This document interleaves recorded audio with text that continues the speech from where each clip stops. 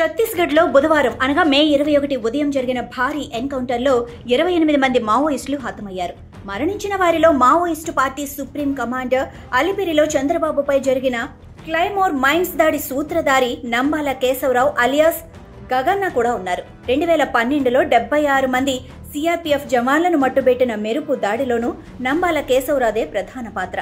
Maoist అగ్రనేత గణపతి రాజీనామాతో 2018 పార్టీకి supreme కమాండర్గా బాధ్యతలు చేపట్టిన నంబాల కేశవరావు గెరిల్లా వ్యూహాలు రచించడం, ఐఈడీలు పేల్చడంతో దిట్ట అని చెబుతారు. 2004లో people's war Maoist communist centre of India విలీనంతో ఏర్పడిన కమ్యూనిస్టు పార్టీ ఆఫ్ ఇండియా మావోయిస్టులో కేంద్ర సైనిక కమిషన్ నాయకత్వ బాధ్యతలు చేపట్టారు.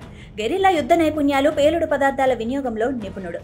1987లో బస్తర్ అడవుల్లో లిబరేషన్ టైగర్స్ ఆఫ్ తమిళ్ ఈలా మాజీ యోధుల దగ్గర శిక్షణ పొందారు. నంబాల కేశవరావు మావోయిస్టులు జరిపిన పలు దాడులలో కీలక పాత్ర పోషించారు.